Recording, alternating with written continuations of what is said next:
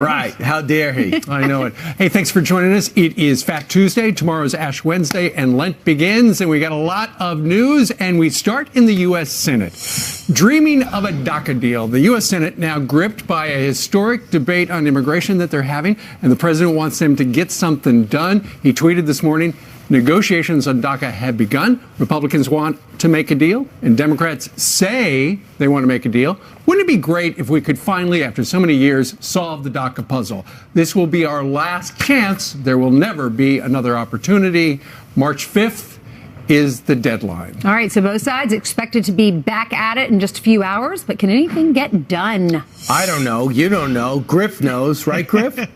That's right, guys. Look, that March 5th is important. The clock is ticking. That's less than 3 weeks away. But keep in mind, Congress is out next week. Plus, this isn't even the bill. This is the vehicle for the bill, as the Senate calls it. And it appears that Senate Minority Leader Chuck Schumer doesn't even want to negotiate on everything, saying Democrats just want to narrow it down to DACA. Now is not the time nor the place to reform the entire legal immigration system. Rather, this is the moment for a narrow bill. Whatever they come up with has to have 60 votes to pass. Then it's got to clear the House, and the president has to sign it. So a group of 7 GOP senators led by Chuck Grassley feel their plan stands the best chance for success. If you can't get it through the United States Senate, it doesn't do much good. So we start with what's possible here, but the ultimate is whether the president will sign it or not. That's a plan that includes a path to citizenship for Dreamers, $25 billion for border security in the wall, and limits chain migration in the visa lottery program. The free-for-all resumes again at 10, and I know we've got Senator Cotton coming up. It'll be fascinating to see what he says about the fact that they've only got really a matter of days, let alone a couple of weeks, to get this done, and the Democrats not all that interested in negotiating. Guys? After the interview, you could take the best sound bites and use it in reports throughout the day. Thank you. No problem. He did do a little plug right there. Tom Cotton, the senator from the great state of Arkansas, is going to join us in the next segment. You know, I think in Griff's report, it was very revealing. Clearly, the president wants a lot, but what did Chuck Schumer say? A little. Yeah, time for a narrow bill. And essentially what they want is they just want citizenship for the Dreamers, amnesty, some on the right would say, and that's about it. Right. You can't legalize their parents because then it's legalizing bad behavior. Yeah, but no border security. Right. Nothing. Just that. Right. And that would not pass the House. The problem with legalizing, the problem with legalizing the parents is they did it illegally. Right. They did it the wrong way. And you've got all these people that are on the list trying to do it the right way. What message does that send to them? All these people who are doing it the right way through green cards, paying their money, doing the application, they should be dealt with right after the DACA or simultaneously. All right, so that's a big story. Also, Election Day, President Trump, as you know, wins. Then there's inauguration on January 20th of last year. 15 minutes after she was out of a job, she was the advisor, the NSA advisor, Susan Rice, at 12:15, because she was out of a job at 12, she sends herself an email. And it's very suspicious because people are wondering, why did she send an email about a meeting that happened on January 5th? Yeah, exactly. Part of it says this. President Obama began the conversation. She is recounting a meeting January 5th in the Oval Office with a bunch of highfalutin folks, stressed his continued commitment to ensuring that every aspect of this issue, the Russia-Trump collusion thing, is handled by the intel and law enforcement communities by the book. The president stressed that he is not asking about initiating or instructing anything from a law enforcement perspective. He reiterated that our law enforcement team needs to proceed as it would normally do by the book. And there's a lot there. I mean, she's saying we're going to follow all the instructions the President of the United States said, who clearly had been briefed on the dossier, which we know was all made up and was used to get that FISA thing to spy on all of the Trump team, which begs the question, when will the former President of the United States be queried? Yeah, you have the president there, the vice president there, you have Sally Yates there, and you have Susan Rice there. January 5th, no reason to write it down. And James Comey. And James Comey, no reason to write it down. Then January 20th, I got to write it down quickly. Why? She wrote an email response saying that's no big deal. We do that all the time. That just came out in response to this. So that's Susan Rice weighing in. She's got 9 days to get back to Senator Lindsey Graham and Senator Chuck Grassley, who wanted everything that was possible. So the National Archives gave them these notes, and they found this letter.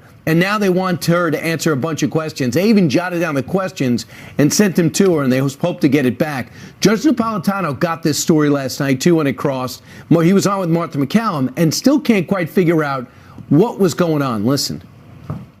She's obviously trying to rewrite history. She's trying to make it look as if something happened that didn't happen. We've been doing this stuff for about 4 weeks in a row. Every week, more just keeps coming out. It becomes more and more apparent that there was a group of people in the federal government using the machinery of government to frustrate Donald Trump becoming president. So we don't know. We can just tell you the facts. We don't know why she sent herself the email talking about a meeting that happened 15 days prior. Normally, if you take notes, you're going to send them to yourself or you're going to jot them down on a piece of paper right after the meeting. Now, we did interview Speaker Newt Gingrich, and he said possibly she's cleaning out her office. She found a note of all the notes she took down right after that meeting, and that's when she decided, hey, I want to put this in the computer, send it to myself because maybe I'll write a book one day. Or perhaps she knew that someday somebody would be looking for things and she wanted to make sure that when those things were hoovered up, as this was, that they would have her account of what happened that day. But still very curious. What do you think is behind this? Email us, friends@foxnews.com. Just one thing to add. Jordan Sekulow last night with Shannon said this.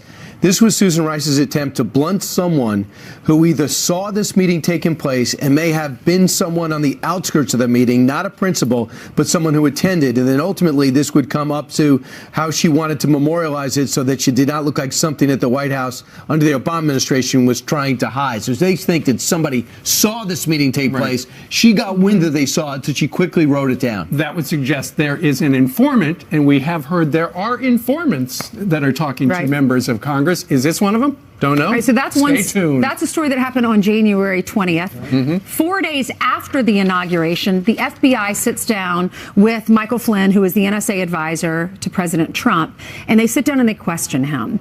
And then eventually he loses his job. He has to step down, and he pleads guilty to making false statements to the FBI.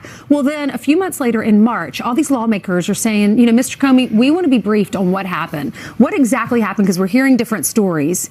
And what's new this morning is there were sources inside that meeting that said Comey said to him, said he didn't lie to the FBI. And so what's so curious about this is you've got these lawmakers and they heard from the guy who's running the FBI. My people talked to him.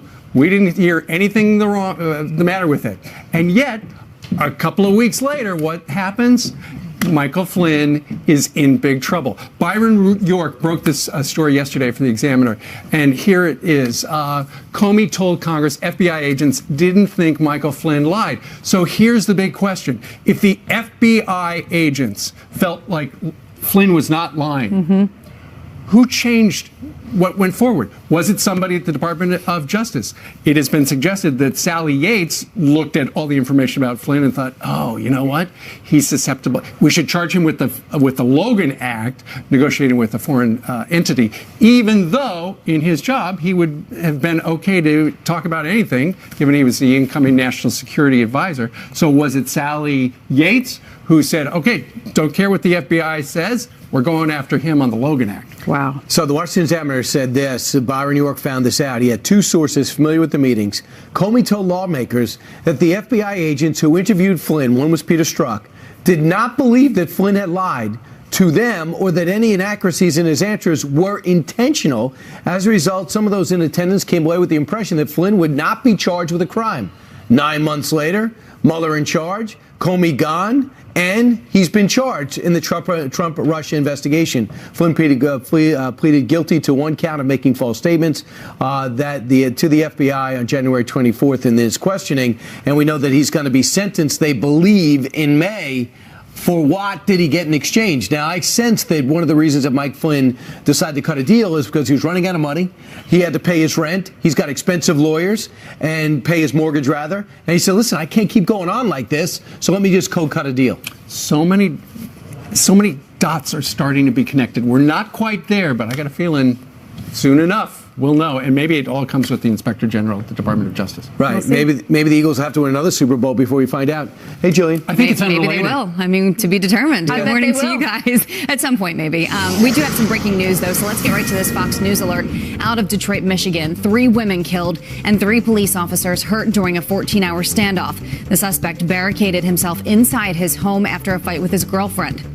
He shot and killed her and 2 of her family members, then turned the gun on himself. Before that, he was firing at police for nearly an hour, hitting 3 in the legs.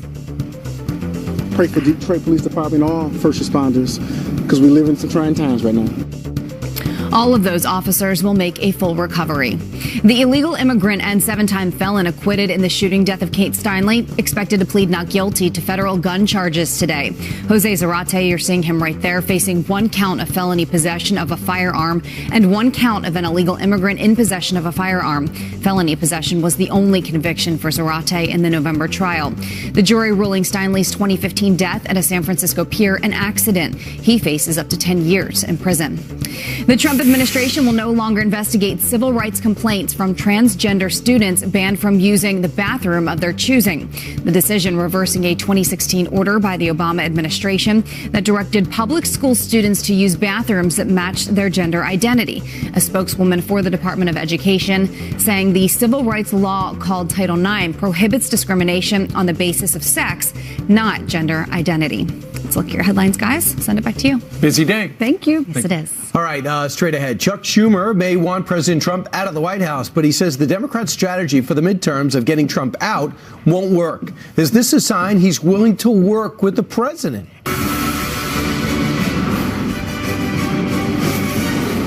All right, the Senate opening up the floor for a rare debate on immigration. They say it's an open vessel as a group of GOP pushes its own bill, claiming it has the best chance at succeeding.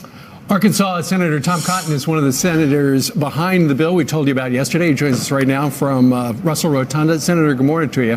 Morning, guys. Good to be on with you. It's good to have you as well. Your bill mirrors exactly what the President of the United States said he would sign. You don't feel that this is an opening bid with these 4 things. You say that's the final offer and the Democrats better get on board. Yeah, that's right. The president's framework bill is not an opening bid for negotiations. It's a best and final offer. The White House took ideas from a lot of different proposals that have floated around for 5.5 months, and it put those into a coherent, logical package. On the one hand, I think the president surprised people that he's willing to give not just legal status, but ultimately citizenship to 1.8 million young illegal immigrants who were brought here through no fault of their own before the age of accountability. But to do that, we have to be responsible about it. It's going to encourage more illegal immigration. We know that, so we have to secure our southern border. Our bill provides the money and the legal authority to do so. And it would create a whole new pool of legal immigrants who could legalize their families, to include the parents who created the problem in the first place. That's why we have to end the practice of extended family chain migration. That's a very popular proposal. 2/3 of the American people want it. 2/3 of the American people are right. So here we go. Here are some of the principles that people can focus on. $25 billion for border security, and not just a wall. Sometimes it's technology, sometimes it's fencing, sometimes it's fixing.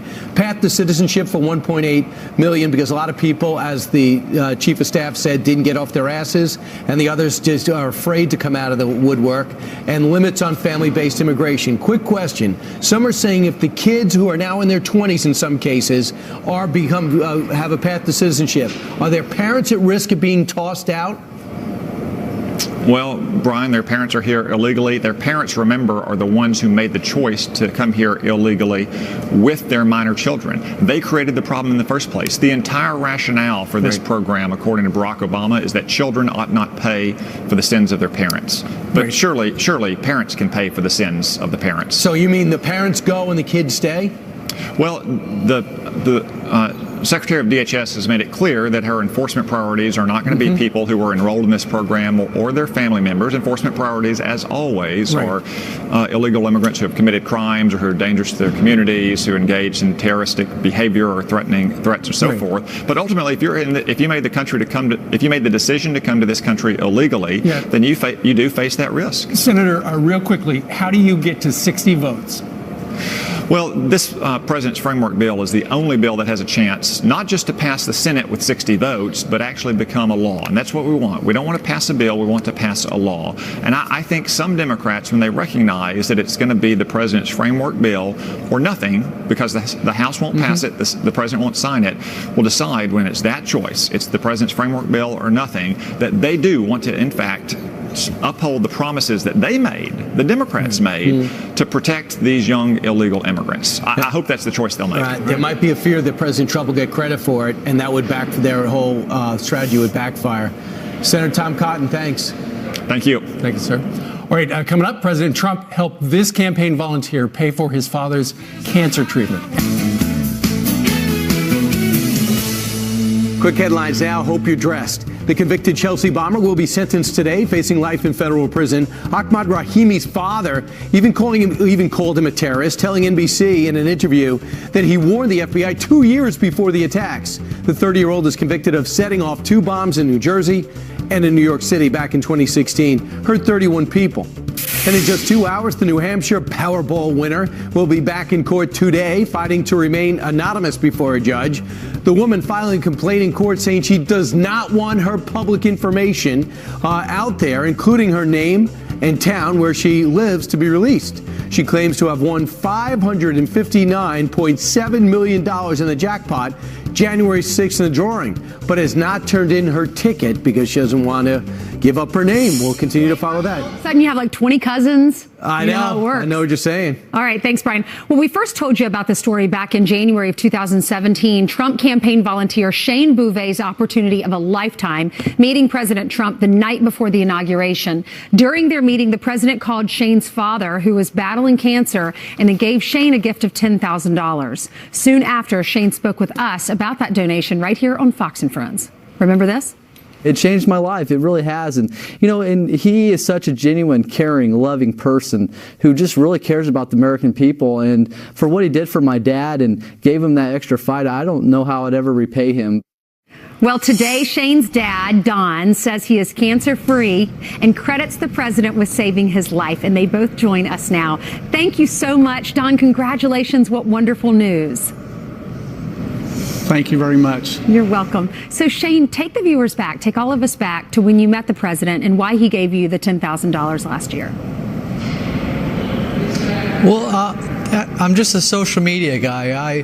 I got into this for the right reasons. I didn't get into politics for a job. I did it because I wanted to bring back the American dream. Just like our president said, Americans are dreamers too. And to me, that really meant a lot. I wanted jobs back. The GDP is doing so great. The Dow's doing so great. He's bringing back jobs. He's just done so many amazing things for the American people. That's just like he did for my dad. Well, I know the president tracked you down, I think it was at the inauguration or during that week, because you had this long journey to get to the inauguration. You're a really hard worker. He was impressed by your story that he read about in the Washington Post. So he tracks you down. And why did he give you the $10,000 and what did you use that money for? Well, I used the money. My dad was fighting cancer at the time. I remember hearing my dad have a conversation about how he couldn't afford the cancer treatment and that he was going to cancel his appointment. And I had that going to the inauguration. And when I met the president, he treated me so well. And we had a great conversation talking about the campaign. And he offered his hand. And I'm forever grateful for what he did. He gave me $10,000 in my name. And it was such a blessing. I remember coming home and saying, Dad, we have the money to get you treatments. And I'm forever grateful. That's great. So Don, you clearly have a great son. He used that $10,000 and gave you all of it for your cancer treatment. What was your reaction when your son handed you the check? It was when he handed me the check, it was just unbelievable. I do have a great son. Not too many 25-year-olds would do something like that, and I just can't thank him enough, or President Trump. Yeah. Well, I know that money really helped you, and then you were invited to go to the White House a few days ago. We have a soundbite of the president from that day. Listen. I heard that story, and I said, that's a story the world should hear about a great son. I didn't think you were going to be giving your money to anybody except yourself. That is a tremendous story of the love of a father by a son. You just don't see it often. So what was that day like for you guys? Oh, it was unbelievable. They basically rolled out the red carpet for us. I mean, the people in the White House and the Oval Office was so respectful, and it's a dream come true, because I've always told Shane I wanted one day to, no matter where it was at, to shake President Trump's hand, look him in the eye and say thank you. And I got to do that Friday. All right, Shane, real quickly, he gave you a check for another $5,000. What are you going to do with that money? Well, I'm going to give it to my dad. We owe illegal immigrants nothing. We owe our veterans everything, and I'm going to give that to my father for everything he's done for me in my life. So I'm going to give him that additional $5,000. Shane, Don, thank you so much. Don, I'm so glad you were here to do this interview. Congratulations on being cancer-free. Have a wonderful day, guys. Thank you very much for having us. us. God bless you both. Thank you, you too. Coming up, budget bias alert. The media slams President Trump for his plan, but they praised President Obama for wanting to spend nearly the same amount. Reaction from the White House coming up next. Our mistake, I think, you cannot just run against Donald Trump.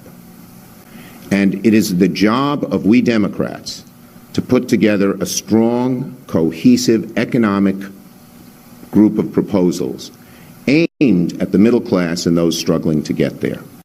Interesting. Revealing Schumer's midterm message. Let's bring in Raj Shah, White House Principal Deputy Press Secretary, joins us today from the North Lawn. Raj, good morning to you. Good morning. Good morning, guys. Thanks for having me on. Okay, so Chuck Schumer from New York says we're not going to be able to get reelected senators and Democrats based on the resistance. We got to have a message, and it's got to be about money, which suggests to observers that Donald Trump and the Republican tax cut is working. That's right. Look, you can't beat something with nothing, and that's what the Democrats, frankly, have offered. But if you look at which party and which president's ideas are getting the economy moving, it's this president's. It's the tax cut bill that's leading to hundreds of companies announcing wage increases, increasing investments in this country, giving 401k benefits to their workers. People are seeing it in their bottom lines. Unemployment is low. Overall, the stock market has been rising over the last year. So we're very proud of this president's economic achievements, and we think Republicans will be able to support it as they go to the elections next fall. Right. Senator Schumer went on to say he's getting his agenda done from some of the spending in the two-year budget you guys signed last week. Well, let's move on and talk about something we still can't quite figure out. Maybe you can. It turns out that in investigating, Senator Grassley and Senator Graham asked the National Archives for all the information regarding this transition from the Obama team to the Trump team as it relates to the Russian probe. And they found an email that Susan Rice wrote to herself on Inauguration Day talking about a meeting they had January 5th in the Oval Office with Joe Biden, James Comey, Sally Yates, and the President of the United States and her, saying that they did everything by the book. And she went on in this letter. What do you think is going on there? Do you have any questions yourself? I have a lot of questions, and frankly, I don't know what's going on. That email raises a lot of questions, but I can assure you that 5 minutes before you walk out the door of the White House on January 20th of 2017, you write an email about doing something by the book. It's pretty clear you didn't operate by the book. So I think it raises a lot of serious questions. I think that there have been two storylines when it comes to this Russia probe, an FBI investigation and now a special counsel probe that's found no evidence of collusion, but a separate story that the mainstream media isn't really covering, where it talks about, what the FBI, DOJ, and we saw with the text messages last week and the email that you guys are talking about right now, that maybe the White House was involved in prompting this investigation. And, there are real questions that Senator Grassley and Senator Graham have raised, and I think that they demand answers. Well, we don't know whether or not she was trying to rewrite whatever happened in that Oval Office meeting, but certainly she was trying to memorialize that version so that when it was accepted by and memorialized by the National Archives, that's what they would officially have on the record, right? That sounds right. Again, we don't know what happened in that meeting, but I think that email raises real questions. Raj, let's talk about the budget, because the president has rolled out his new budget proposal, and there's a difference in the way the media is covering his budget proposal compared to the way they did President Obama's. For instance, look at the AP tweets for President Trump's budget this year. President Trump sends Congress $4.4 trillion spending plan that features soaring deficits. Right. But then, if you look back at 2016, the top two, right, they tweet out, Obama sends record $4.1 trillion spending plan to Congress to combat terror threats, global warming. In 2015, they say breaking, Obama sends record $4 trillion spending plan to Congress, pledging help for middle class. Your reaction? Yeah, well, look, it's the AP, it's ABC, CNN, you name your alphabet soup from the mainstream media. It seems like they cover this president very differently than they covered the last president. We're frankly used to it. But when you look at this president's budget, it outlines our priorities. It rebuilds the military, gives the funding that this president has requested, that Secretary Mattis and the generals have requested to ensure our national security. It funds priorities like helping our veterans, the opioid crisis. It makes a down payment on our infrastructure plan to rebuild roads, bridges, and airports. So it's a great plan, but it also has serious deficit reduction, which the Associated Press ignores with those tweets. It has over $3 trillion in deficit reduction, which is the largest deficit reduction of a budget in terms of a 10-year outlay that we've ever seen. So it lays down a path toward fiscal responsibility. It allows us to keep this booming economy growing, and it funds this president's priorities that he campaigned on and the American people voted for and support. And he also wrote he introduced the infrastructure program at $1.4 trillion, but the federal government only pays $200 billion. Meanwhile, we know about what happened at the end of last week, kind of swamped some good news you had in the beginning of the week with the resignation of Rob Porter and then the speechwriter Sorensen. What is going on behind the scenes in terms of FBI background checks that might change the staff this week? Well, again, the FBI background check process is one that, again, the FBI runs, and we are a part of. It is operated throughout the federal government. It goes across agencies, and it's been used from previous administrations and will be used in future administrations. If any changes need to be made, we'll look at that. But this is a process that we trust. That Raj, did you change anything? You relied upon it, and you got burned because you had a two-time accused domestic abuser there at a very sensitive position where perhaps he shouldn't have been had that been fully exposed. So what changes now? Well, look, I appreciate that point, but we also need to look at the process and how it's worked on historically. If changes need to be made, we'll look at that and review the processes. But right now, we do trust the process. It has been used time and again for decades to protect our national security, and we trust the FBI in these processes. Raj, there's a story out that somebody at the FBI told somebody at the White House back in November that this guy was a problem. Do you know who that person might be? That is not accurate. The FBI would not give a background check investigation directly to senior White House officials. It goes to a security office where then it's relayed maybe up the chain, maybe not. But what we know about Rob Porter specifically, and that's the incident that everybody's talking about, is that his background check investigation had not been completed yet. It was still in the investigative process and had yet to be adjudicated. So prior to an adjudication, the White House is not going to step into the middle of a process and short-circuit it. These investigations are complex. They're lengthy for a reason. We need to get it right. Okay. So, Raj, there are a lot of people watching that have started up small businesses or want to do that. I know Ivanka and Linda McMahon, who is the administrator of small business, or she's over small business administration. The two of those ladies are going to sit down for a roundtable discussion with other small business owners, just to have, to discuss what their needs are, what needs to happen. Can you tell us more about this? I know this is going to happen in Pennsylvania, I believe, and the president's going to be there next week. Well, look, both Ivanka Trump and the Small Business Administrator, Linda McMahon, are great voices for small business and women-owned businesses. These are two individuals who've had successful businesses. In the case of Administrator McMahon, built a business from scratch into a multi-billion-dollar business. So they have a great message to talk to folks throughout Pennsylvania and around the country about how this president, our agenda of lowering taxes, cutting regulations, is going to provide more opportunities in this robust economy for growing your small business, investing in the United States, and having a federal government that stands with you. All right. And the president's also going to go to CPAC, as we understand? Right. He's going to be busy.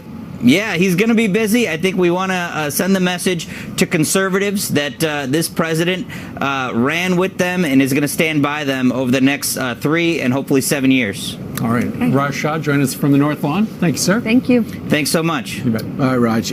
Meanwhile, 18 minutes before the top of the hour, still ahead. The unusual email from Susan Rice sparking a lot of questions on Capitol Hill. Clinton Cash author Peter Schweitzer says she's trying to cover up something. He's got a few ideas. He'll join us. Plus, Fox and Friends